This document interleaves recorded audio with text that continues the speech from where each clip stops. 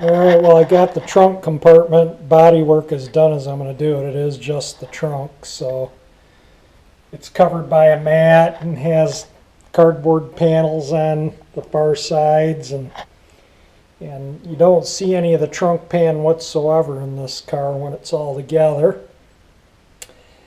So I was going to paint the trunk pan the factory original Shoreline Gold, so I thought, well, I'll get it painted so I can put the trunk back together and get the stuff off the garage floor and out of the back seat. Well, this paint is not available in acrylic enamel. That's what I was going to use. I don't want to go base clear because I think it'll be too shiny for this is pretty good paint and I think it'll shine up good, but base clear would make this look like heck, it would be way too shiny. And I don't really want to use acrylic lacquer, even though this car was originally finished with acrylic lacquer. I just don't like lacquer. I don't think it's that durable. And a gallon of this color in acrylic lacquer is $589. And in base clear, it's almost the same price, and in acrylic enamel, by the time I get the reducers and hardeners and all the additives for the paint, it's probably going to be about $625 to $650 for the paint. And again, they don't have the formula to mix the paint for this car in acrylic enamel, so I'm going to have to either take the car there or take a part off of it. Fortunately, they're only a couple miles away to get the paint mix. But I think what I'm going to do is I'm going to wait, and if I have enough, I'll do the trunk pan last now. I think I don't really want to paint it with Rust-Oleum or anything that can't be finished over in a automotive type finish. So I think I'll just leave the primer on it for now and throw the trunk back together. Even though primer is porous and the metal can rust through it, it stays pretty dry in the trunk. So I can throw the trunk back together and get the stuff out of the back seat and off the garage floor. And when I'm done painting the car, I can, if I have enough paint left, or painting the parts I'm going to paint, if I have enough paint left over, I'll shoot the trunk pan too.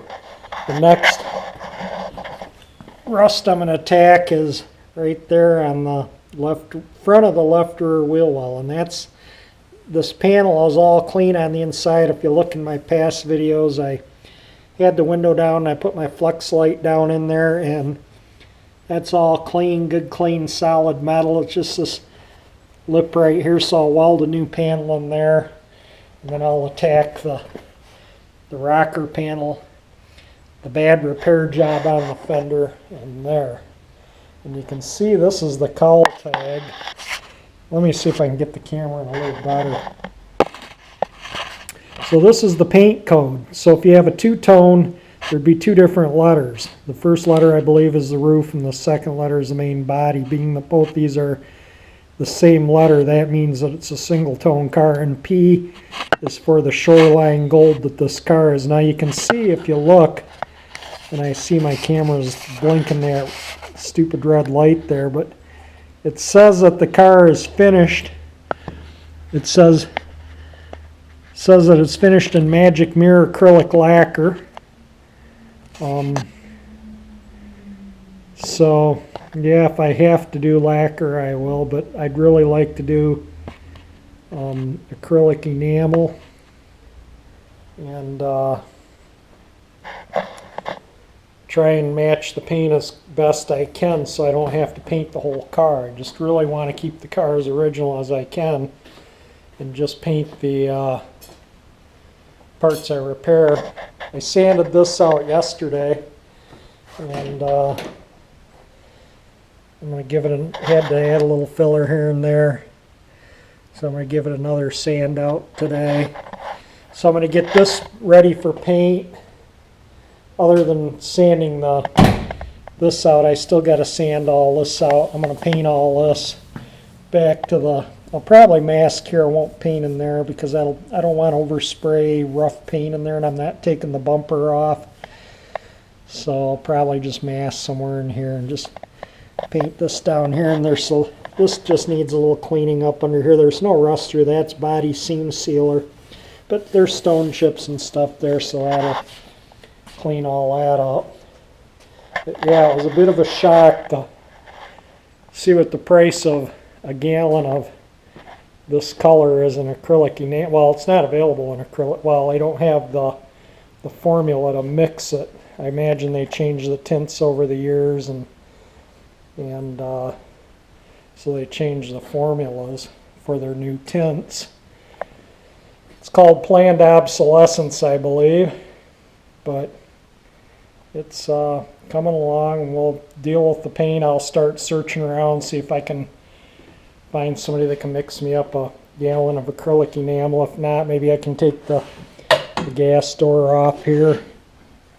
I think it's bolted in underneath the trunk latch, but I'll look at, there's a couple bolts up in there. I might be able to take this off, buff this up, and take it and have them mix it with that. You can mix to match the paint, so it's not like I can't get the paint in acrylic enamel. It's just not too thrilled about paying, all said and done, probably close to $700 for a gallon of paint. That's outrageous. The last vehicle I restored was a '69 Chevy Custom 10 pickup, and it was olive green and white, and I don't think I paid more than $120 for a gallon of that green, and it had a lot of gold metallic in it.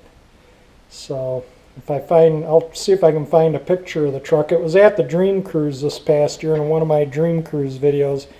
I saw it going by and got a glimpse of it on video, and it still looked as nice as when I sold it. I restored it in '96, and I sold it around '99 or 2000, and it still looks just as nice as the day I sold it. It looks like a brand new truck still. They've taken really good care of it. Made me feel good. Alright, this is a video of a picture, and that's the '69 Custom 10 that I had, and I frame off restored that truck at a 260 horse 350, a Hydromatic 350, had factory air, power steering, power brakes, trailer towing equipment with the big radiator. I did use it as a tow vehicle until I frame off restored it, and then I didn't want to scratch it, or I kind of didn't want to use it what it was meant for anymore, so I sold it and bought a F-150 to replace it. But it was a gas pig. It only got 9 miles a gallon, and that was on a good day with the tailwind, and it didn't really matter. I could be towing a 24-foot boat or 25-foot travel trailer with it, or driving it empty downhill with the tailwind, and it still got 9 miles a gallon. But it was a really nice truck, and it was from Arkansas. It was rust-free, and I just stripped it right down to the bare chassis and rebuilt the whole truck. The guy that bought it for a tow vehicle. He has an old Buick that he trailers to car shows, and he wanted a vintage vehicle that he could tow it with.